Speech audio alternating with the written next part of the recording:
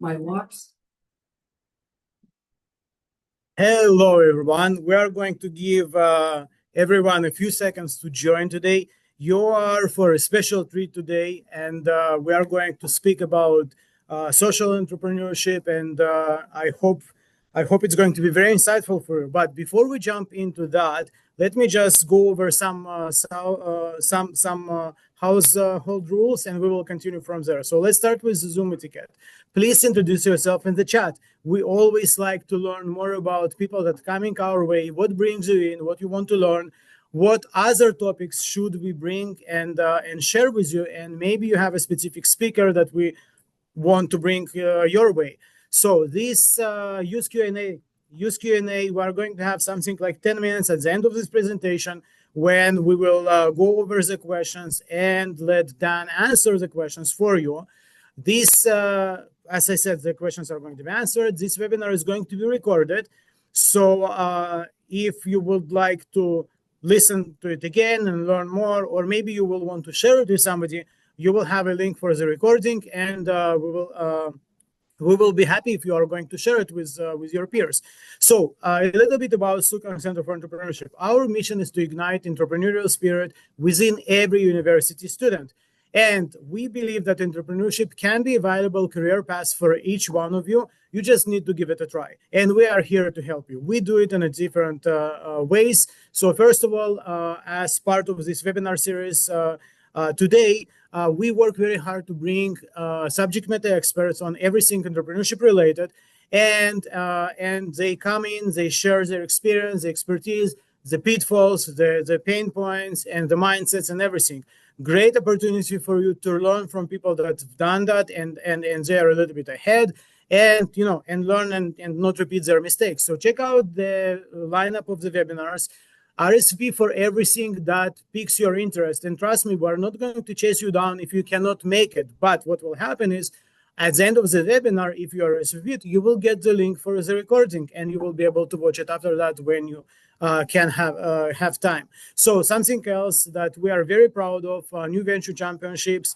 It is our premier international business speech competition. We have over $72,000 in cash prize monies.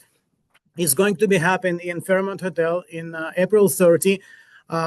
You can apply, and there is still some time to get ready for the competition. But if you don't have an idea and you don't know what you're going to pitch, we will invite you to join as a volunteer and help us out with the event. You will get the same value as almost the same value as being a participant, access to judges, networking and all of this stuff without the stress added to be in the competition and pitching.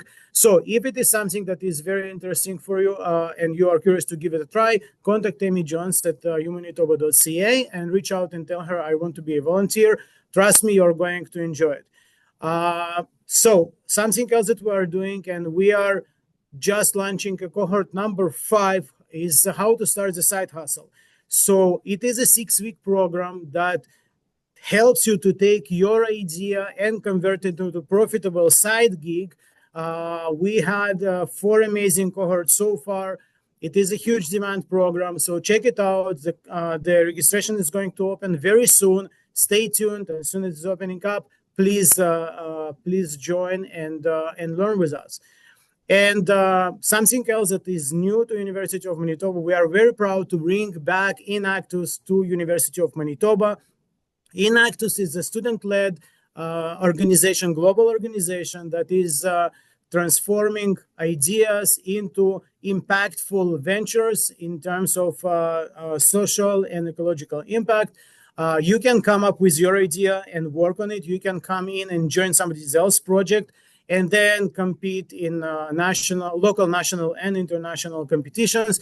If you are, and being in this particular webinar today, you do care about social entrepreneurship, Inactus is something that you should check. So please check this QR code, maybe after that in the recording. Join Inactus, join their team. We have great people that are working on it right now, and we want more people that want to make a difference. So finally, Startup Coach Program. It is a free resource available for every university student where we pick you up at any stage of your entrepreneurial journey. If you don't have an idea, but you are curious about entrepreneurship, come and speak to us. We'll be able to connect your passions and the gaps in the market, and we can create something good for you. If you have an idea, you have a hard time how to validate it, we can help you. You validated your idea and you struggle with financials, we can support you as well. If everything is behind you and you just don't know what are your next steps, we are very well connected with local ecosystem, and we can connect you with the next logical place for you. So you will be able to move forward with your venture. So I will stop sharing my screen and we will get right into our event today. So like I said, today are going to have a very special treat, and I will I will go out of the stage, and I will let Deborah Johansson Young, our executive director, to take a lead from here. She is our executive director. She leads the center, and she is the mastermind behind our strategic directions and helping us out on the tactical level as well. So without further ado, please welcome our executive director and our guest. Thank you, Ben, and good morning, everybody. And welcome to Business with Purpose. I'm delighted to have you join us today for a conversation that explores how business models can be harnessed to drive social impact. It's my pleasure to welcome our guest, Dan Overall, Executive Director of the Trico Charitable Foundation. And I'm going to tell you a little bit about Dan before we get into it. So Dan has led the Trico Foundation for over 13 years and is a passionate champion of social entrepreneurship across Canada. His leadership highlights include hosting the Social Enterprise World Forum in 2013. And that was the first time it was held in Canada, drawing over 1,000 attendees from 30 plus countries. He's organized national and local social enterprise awards to spotlight innovation and impact. He oversees funding for key infrastructure projects like Changemaker Studio at Mount Royal University in Alberta and the Social Entrepreneurship Center at the University of Calgary. He's published a wide range of case studies, articles, blogs, and curriculum that deepens understanding for social entrepreneurship. Prior to Trico, Dan served as the Director of Policy and Communications for the Manitoba Chambers of Commerce, yes, right here in Manitoba. And there he was an early advocate for corporate social responsibility and shared value, helping shape the Chamber's focus on where community values meet entrepreneurial spirit. He also led the Chamber's involvement in anti-poverty campaigns such as Raise the Rates and Make Poverty History.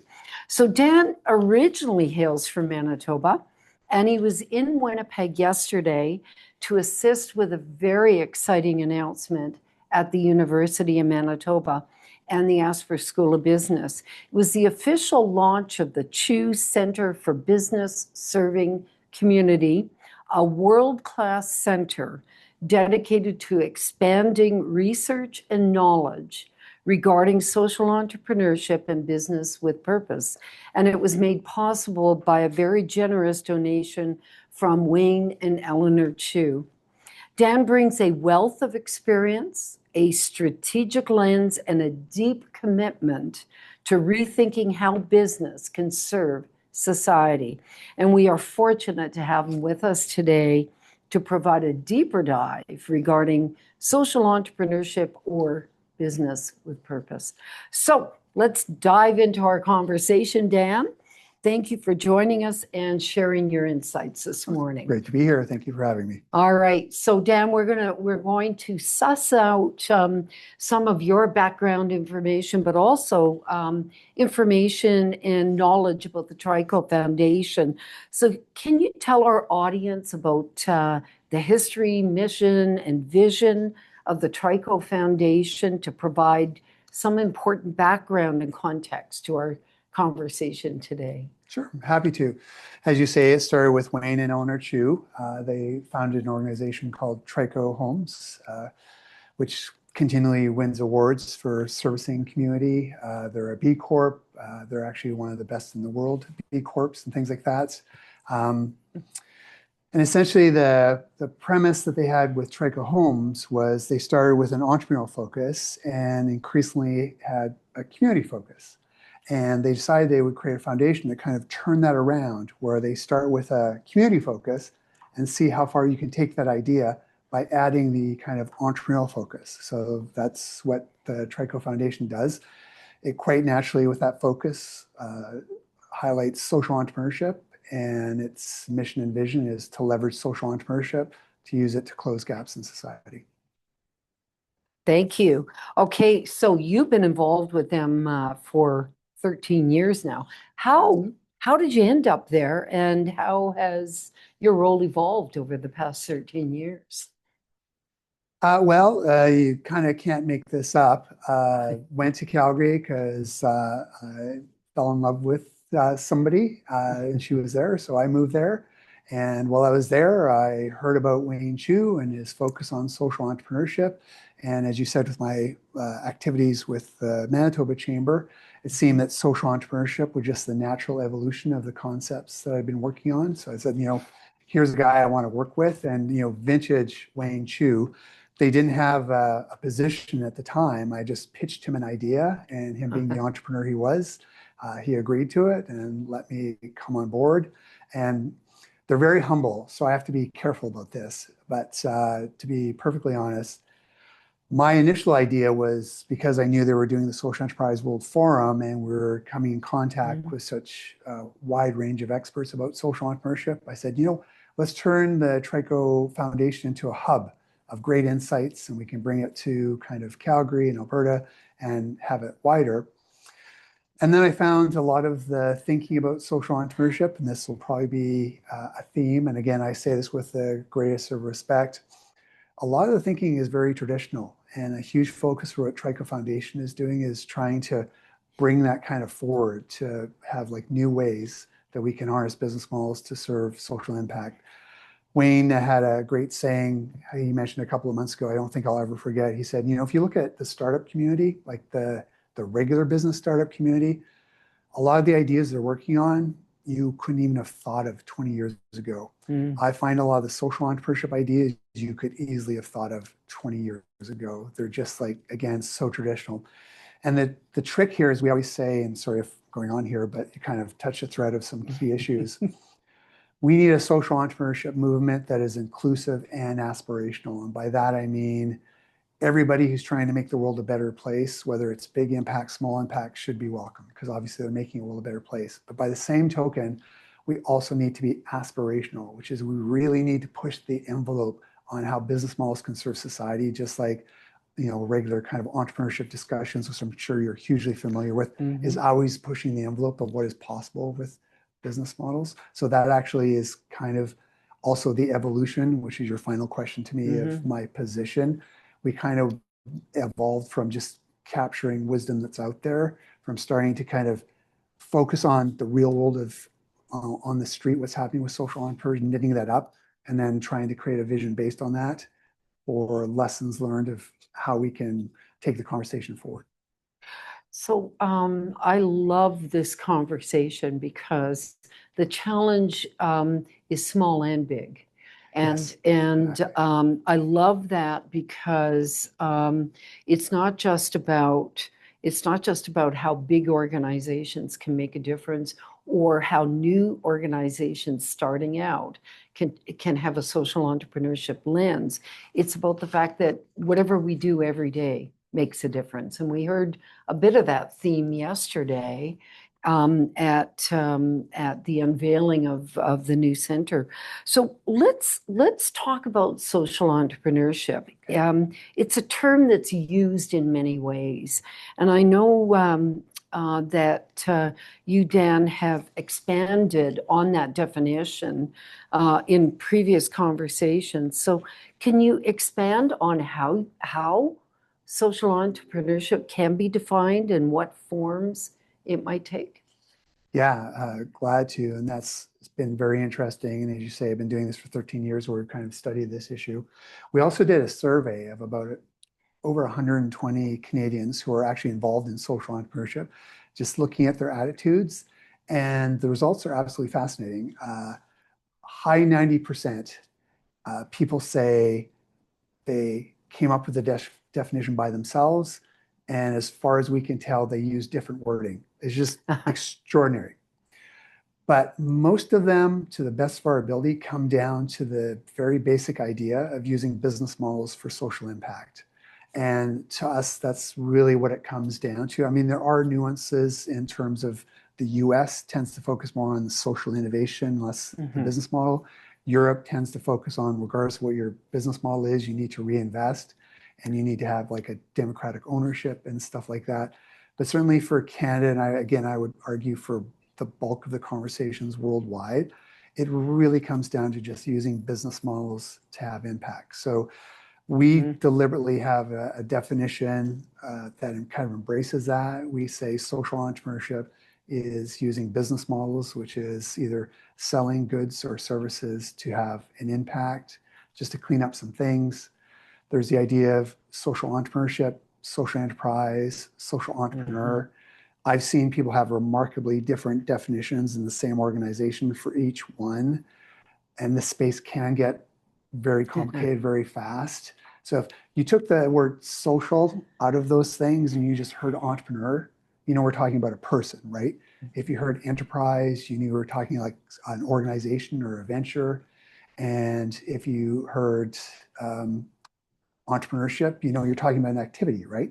So for us, social entrepreneurship is the activity, social enterprise is the organization, social entrepreneur is the person. Like it can just be that simple. And I guess just to put a bow on this, there is actually no official definition of social entrepreneurship in Canada. In fact, that's very common throughout the world. There isn't a typical definition.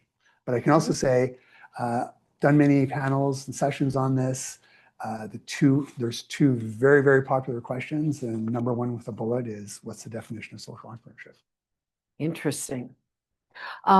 So what distinguishes a social enterprise from a traditional business or not-for-profit organization? And can you share some examples that may have challenged conventional boundaries regarding how to conceptualize business? Sure. So you went through a lot there. What was like the first one? You had me so engaged in your questions. Yeah, right. So the difference between, the difference between. Another big question, and this is where there's a lot of ways that the Trico Foundation is kind of heretics of kind of orthodoxy when it comes to social entrepreneurship. I'll speak for myself because I may get in trouble with this one. I think at their best, entrepreneurship and social entrepreneurship are very, very similar. And he used to be iconic. I'm getting old, so I don't know if this is still the case, but like Steve Jobs used to be like one of the iconic examples of an entrepreneur, right? He talked about the aspiration of making a dent in the universe. And his dent in the universe was giving computer to everybody, and he considered it like a bicycle of the mind. Like if you think of that and, you know, making society better like that, that is social entrepreneurship at its kind of best, right? As you're trying to serve the planet. In fact, can I riff off of this? Because again, this is such a huge issue. If you do your standard definition of like what a business is, it's all about, and sorry if I'm getting like super technical, but I think we need to have this conversation. It's about value creation and it's about value capture. And value creation is you're creating a benefit for society. And value capture is somehow you're, you know, capturing some of the value that you've created. So if you're talking about benefiting society, it's like a core of entrepreneurship. again, that's very similar to social entrepreneurship, right? It's just, it might be a slightly different in terms of the intensity of the benefit society and the social issue, but at their best, they're like very, very similar. And just to give you one of my favorite examples of social entrepreneurship, and people who are familiar with us probably have heard this story before, so I apologize, but to me, it's just such a quintessential example of everything that we're talking about. So Phyllis lives in Germany and she's visually impaired. And her initial job is she worked as an accountant. And because she was visually impaired, she knew it took her longer to do the accounting tasks, and she knew she was holding the team back. And even though they were very nice to her, it just really bothered her, and she felt like she was a burden to this accounting firm. So she heard about something called Discovering Hands. Now, Discovering Hands is a social enterprise, again, based in Germany. And apparently at the time, there was a bottleneck where women who wanted breast exams couldn't get them because the doctors weren't available. So the founder of Discovering Hands had this amazing idea of, what if I trained visually impaired women to provide the breast exams? They're kind of overseen by one doctor, but there's like many of them. And wouldn't you know, it turns out they've done independent research, and women who are trained to do these breast exams by Discovering Hands are able to find smaller tissue abnormalities more often than sighted doctors. And so I love two aspects of this story. Is one, notice how this is like a win-win in the sense of women are now getting breast exams. You could argue easily they're getting better breast exams. Obviously, Discovering Hands is very good at this service, so it's very successful for them. But now Phyllis, who felt like she was kind of a detriment, and again, this is her views, not mine, to the accounting firm, now feels like her unique set of skills is actually a huge benefit. Now, the second key lesson I have in this is I find for the most part, you could argue that the accounting firm is kind of a metaphor for how most people approach social entrepreneurship, which is that it's well intended, but it's a kind of a clunky model, right? Like Phyllis, because of her unique skills and situation, is kind of holding the firm back. She's not feeling comfortable and stuff like that. Again, well intended, but clunky. Now, let's go deeper on what Discovering Hands is. I defy you to see where the social model ends in Discovering Hands and the entrepreneurship model begins, because you can't take out the social model out of Discovering Hands without hurting the entrepreneurial model of Discovering Hands. In fact, the social model is a competitive advantage to the entrepreneurial model, because the social model of training women who are visually impaired is actually what's providing a better product. So if we could just kind of, again, let's welcome the accounting firms, because they're doing their best and they do have some good. There may be lots of visually impaired people who love working with an accounting firm and it works. But we kind of need to nurture these incredible blends. We call them synergistic blends, where you can't even tell the difference between, you can't separate the social and the entrepreneurial, and the entrepreneurial or the social is actually a key strength of the entrepreneurial model. Yeah. That's the kind of conversation we need to start infusing into the social enterprise movement. It's quite nuanced at times, is it not? That is actually the challenge, is profoundly nuanced. Yes. Yeah. And what we're finding is the battle that we have is that more traditional, we're using clunky, and we say this with the greatest respect, models are easy to imagine, right? So part of the challenge here is getting people to, and empowering people so that they can now imagine what is not easily occurring to them. I came across a phrase in one of our truly favorite social entrepreneurs is Kyle Zimmer, and she founded an amazing social enterprise called First Book.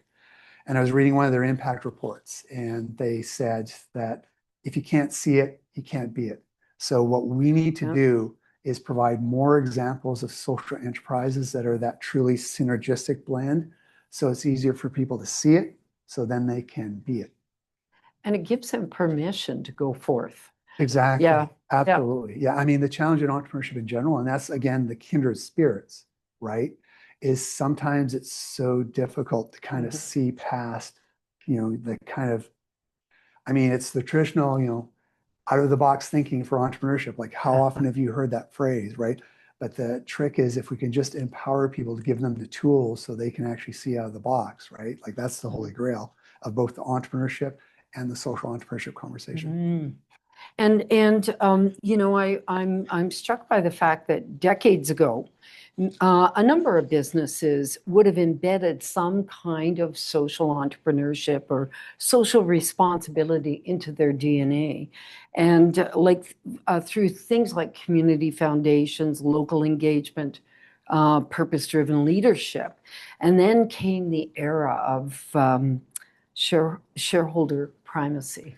Yes. And what happened, and how, like, that obviously changed the trajectory from even including some of those soft social concepts in a business model to really saying bottom line driven, period, full stop. So what happened, and how did that change in the business environment and the common idea with business in purpose? How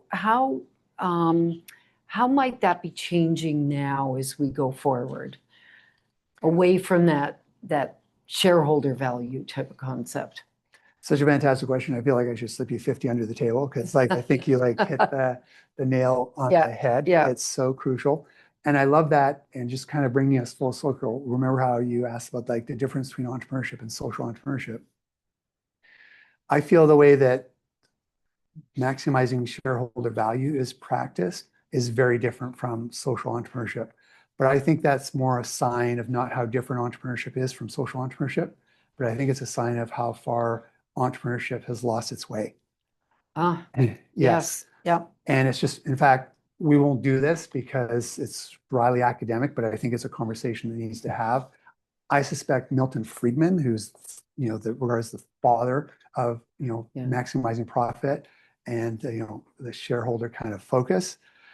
I would bet a lot that if we could kind of bring him today, he would say, this is not what I was talking about when I envisioned, maximizing profits and stuff like that. But in any event, I think to answer your question is, I think we got off the track. In fact, this is going to be I've recently read just an amazing book that actually is about the history of business schools in the US. And it's called From Higher Purposes to Hired Hands. And it's absolutely phenomenal in the sense, yes, it's US based, but I sense there's a lot of lessons for business schools in general. And it's absolutely amazing as he recounts the history. There's inevitably the cycle, and it's incredible how the cycle repeats. Is the business school starts off with the aspirations of we're not going to be about profit maximization. We're going to teach how business should actually serve community and things like that. Then there's this gravitational pull that, what actually is taught is maximizing profits and the focus on shareholders. And then business people practice that. And then there's a scandal or a huge crisis and an economic collapse. And then the business school goes, okay, what we really need to do is teach not about profit maximization, but how businesses are also, part of community, need to serve community, and, rinse and repeat, right? Absolutely. So it seems like inevitably the only conclusions you can draw from this is profit maximization doesn't work. And we do not know how to empower and teach people to do the alternative, right? And again, this is kind of echoing how we need to figure out how to kind of like empower that. Now, what I've learned, and getting old, so I'm also kind of getting jaded, is I find that people will take a bad solution that's easy over a good solution that's hard. And I think we need to like simplify it, because what is the one thing that profit maximization and focus on shareholders has over the alternate way? It's like really easy, right? It's like super easy to track. But I think everything is kind of proved that this eventually, and sorry, I don't want to get like too preachy here, but focusing on shareholder maximization is the snake that eats its head. There's a book about Jack Welch called The Man Who Broke Capitalism, and shows like inevitably, if you just focus on the money, you stop serving customers well. right? So sorry, it's like a long-winded and you kind of gave me this. Oh, no, therapeutic no, approach I of some of did. the- That's, like we have to have these conversations. Can I, again, just ending of my therapy session. We had like an amazing panel discussion yesterday Yeah. for the launch of the Chu Center. But even there, and I'm not talking about people who are embracing profit maximization, but people who like have drunk the Kool-Aid and get that business has a role in serving society. Even one of them said, hey, I'm doing this and it's socialism, right? And it's like, what? Socialism is where, as far as I know, where government controls things. Business caring about community is not socialism. Business caring about community is actually the essence of what entrepreneurship has. And to me, the fact that people would even think that business caring about community is like even anywhere close to socialism, I suspect that's a line provided by, somebody who's all about profit maximization. It's like outrageous. And we need to like start belling the cat of just saying like some of these labels and stigmas that we attach to business serving community are just out and out wrong. They don't work and they're out and out wrong. And we need to start again having that conversation. Sorry, you got. no, I that's love the this kind of, conversation. I spent many years in retail, and at a time when the concept of balancing profit with customer focus, not focus, but really seeing things through the lens of the ultimate customer, Yes. and understanding that nuanced approach to, if you take care of the customer, the concept of profits will follow. And whether it's a customer in retail, whether it's a patient in healthcare, it's all about staying focused on that which is your purpose that you're trying to do. So I'm all over what you said, Dan. I agree. So, now, like, when I look at it, because I've been around for a few years too, and I've seen, the advent of things like servant leadership and the conversations around that. And then, of course, the pendulum swung to very hard bottom line. And we are seeing that pendulum swinging again today. Is it really moving towards purpose, or is it just good branding right now? Well, of course, the answer is going to be yes and no, right? And I think one of the mistakes we make, and again, sorry for getting philosophical on this, but like we have to get these kind of principles right, or we're just going to keep spinning our wheels. Socrates said, for every virtue, there's two vices. There's too much of it and too little of it. And if you need like a more contemporary example, it's also the key lesson of Goldilocks and the Three Bears.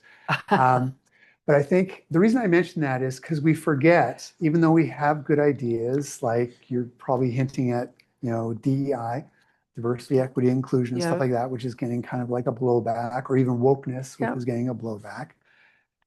Even though it's a good idea, we can execute it wrongly, right? Again, Aristotle's, and the reason I'm mentioning Aristotle is not to be highbrow, but to say, this is a lesson of humanity for a long time. Even though we have good ideas and the right ideas, we can execute them wrong. What the fundamentals of management are, right, is you have to both do the right thing and you have to like do it right. And we have to be open to, even though we have these good, well-intentioned ideas, we have to make sure that we're also executing them correctly. And if things aren't working out so that they are leading to blowback and frustration of, this doesn't work, we have to be attuned to that. So we also say that be on the lookout for when things aren't working. And it's just like with when we train entrepreneurs, right? The key training of entrepreneurship is you have to be open to the signals the universe is trying to send you, right? So if great ideas aren't working out that well, that's the universe sending you a signal. Be open to it with humility, empathy, curiosity, and integrity, but respond to it. And then you can course correct, you can pivot, right? And we don't have enough of that when it comes to the kind of social purpose conversations that you just mentioned, or even just the focus on customer service, right? Any great idea you can do wrong. I 100% agree, 100%. So, why is this conversation so critical right now in our world today? Why is it important for businesses to rethink their models and integrate social impact into their business strategy, or at least consider where they can make a difference? And why is it right now so important in our world? Well, I think right now it's important because, I mean, again, it's the universe sending signals. The world is telling us we've got some challenges and we need to deal with it. So that's like number one. Number two is, I think even the profit maximizers would acknowledge that one of the most potent forces on the planet right now is business. So it just makes sense that you would use one of your most potent forces on the planet to deal with some of the biggest challenges. But the third one is, and again, I might get in trouble for this, I don't know that this should be a you have to conversation as much as it should be a you can. And again, the choose with their humility is I've always maintained that, we don't tell people what they have to do. What we're about is empowering those who are interested in this idea. So I think the key battle for us is not necessarily to convert people who don't get this, but to empower those who do to do truly amazing things. Because our grand gamble is if we eventually do that, so it's not doing the traditional models. Again, there's a place for those. We got to be inclusive. But to start inspiring people to really push the envelope on what business models can do in serving community, where you get them saying, wow, businesses can do that and service community. And then they're inspired to take that idea and do their own kind of version of that. And again, they push the envelope and you got this kind of virtuous cycle. That's the conversation we need, right? Empowering the willing as opposed to wasting a lot of time of trying to convert those who just don't get it. Yeah. And again, it provides that see it, be it model. Yeah. Yeah. Let's take a slightly different approach right now. And how would you define socially responsible investing or impact investing? Yeah, so that's not my focus. So in fact, if anything, again, so it's like count how many times I can say things that are going to get me in trouble. For most of the social entrepreneurs that we've encountered, investment is actually kind of a challenge where it actually puts additional pressures on them for things they weren't expecting to do or artificial timeline.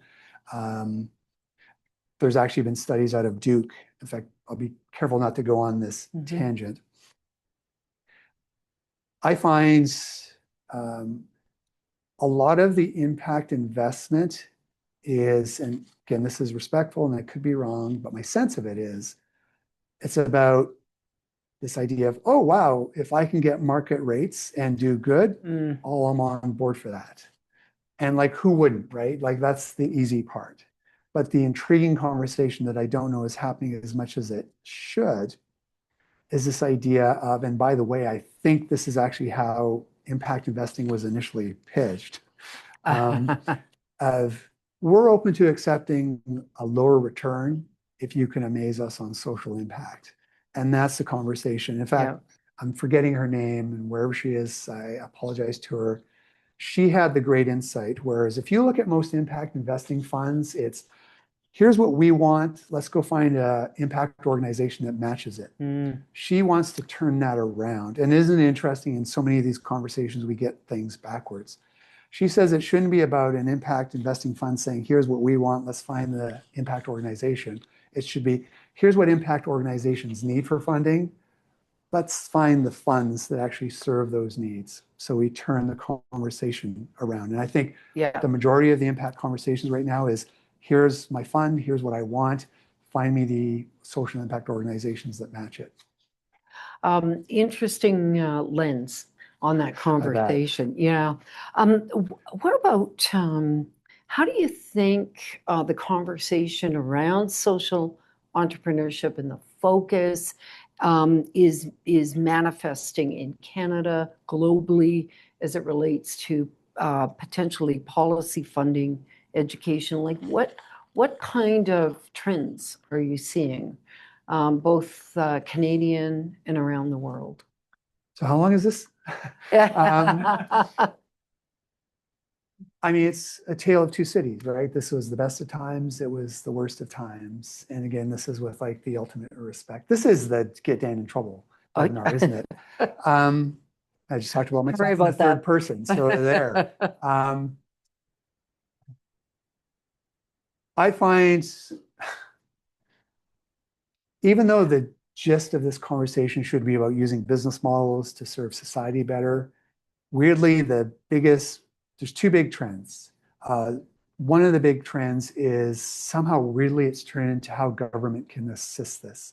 So it's all about like, how can we get government funding to make this better? And don't get me wrong, I'm not saying government doesn't have a role. I'm not saying government can't make it better.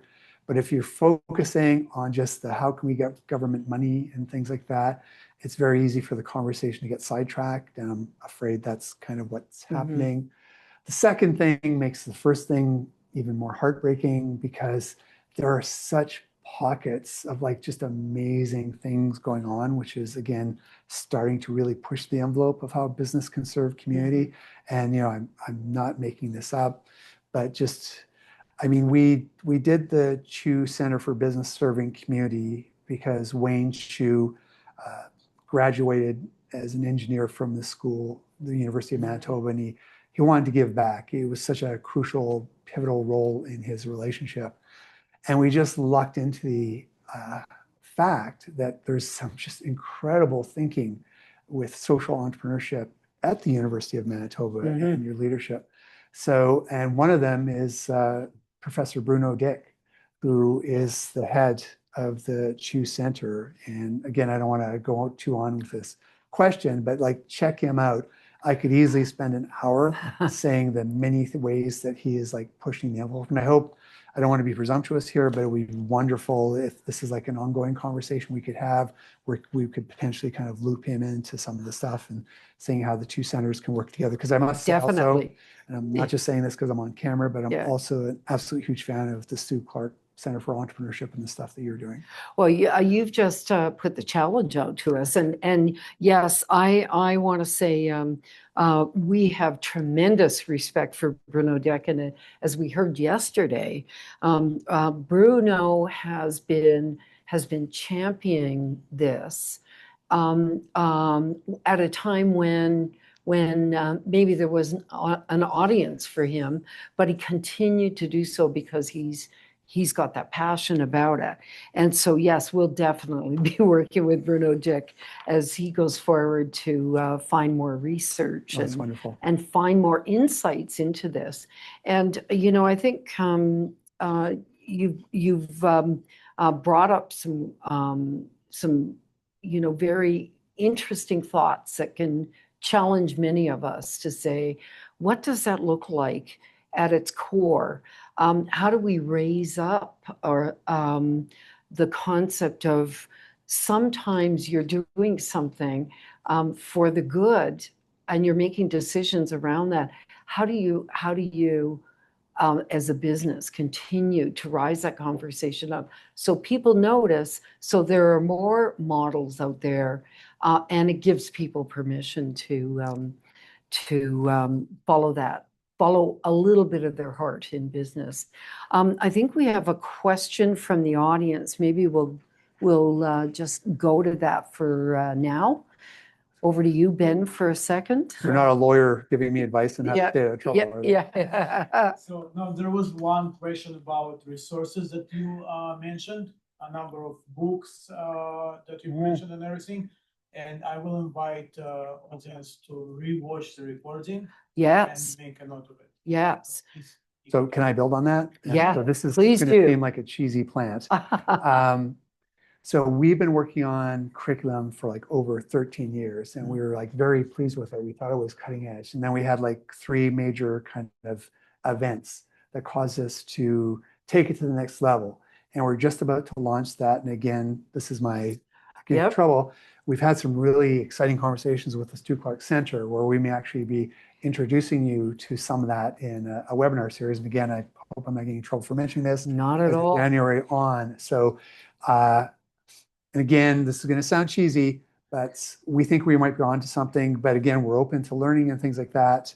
So what you would be seeing in January on is the culmination of our best efforts at bringing together not only what we've seen as the best of resources that other people use, but also what we've learned in talking to social entrepreneurs and surveying them. So if we got questions about resources, not only this webinar, but you're going to get a peek through our collaboration with the Stu Clark Center. So stay tuned.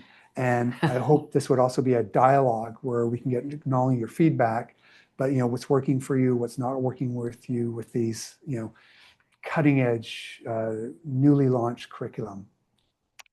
Thank you for that, Dan. You've just driven awareness for both what you're doing and what we're going to do together. And we're excited about furthering that conversation with you and also leveraging what the Trico Center brings to the table and the hard work that you've done already on social entrepreneurship. So we're very excited about that. And I would say to our audience today that you take a look at when we send out our this recording, that you listen to what Dan has got to say, but we'll also within our resource center be indicating some of the social entrepreneurship focuses, and we will be continuing the conversation through webinars and a variety of other ways through the Stu Clark Center for Entrepreneurship. So we appreciate that.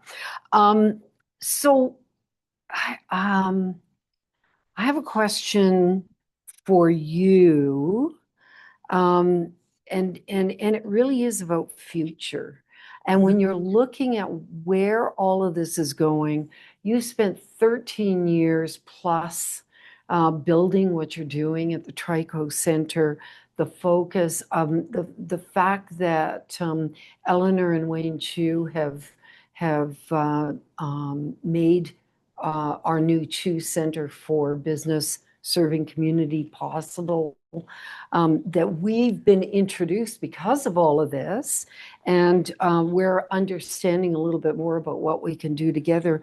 But what does a thriving social entrepreneurship landscape look like to you? If you could have a vision for the future, what would that look like? Well, the easy answer is, but the honest one, is if we can kind of predict the future, we're not doing a great job of creating it. Like what we should do is plant the seeds so that our viewers and others can kind of create the future in ways that we can't even imagine. But having said that, what we find useful, because there are so many options that you can do with social impact, is what we found a really useful tool, and I talked about it yesterday when you were at this panel session, is we think there's a spectrum of social impact.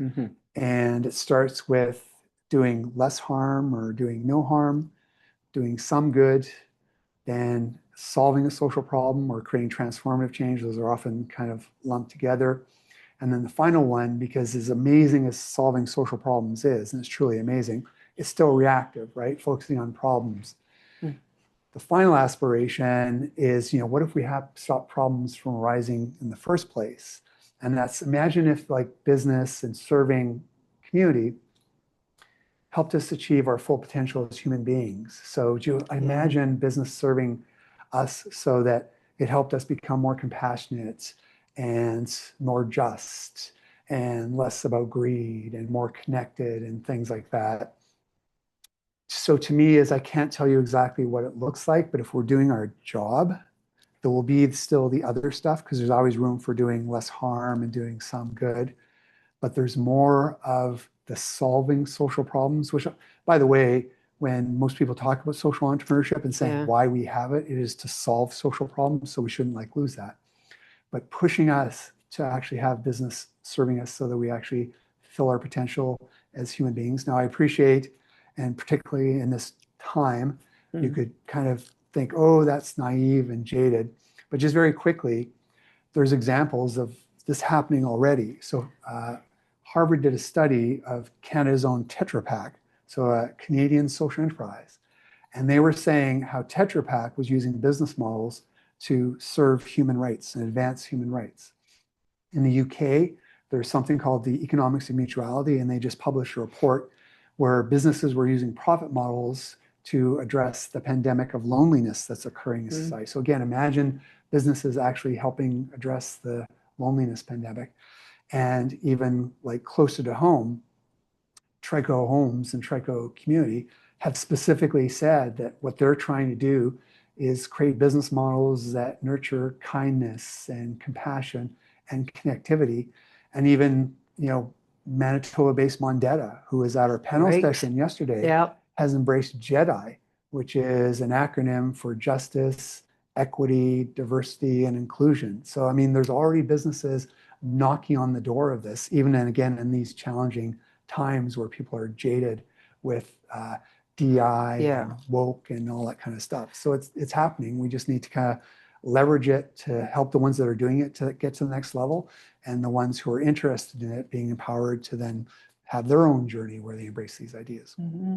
And I do believe that we are at a pivotal moment in time where we're seeing more of that, more of the opportunities that face us as it relates to social enterprise, social responsibility, and doing things or embedding things in our organization, or starting an organization that is purely focused on, and we heard examples of that, like Build yesterday, that is a great example of a social enterprise set to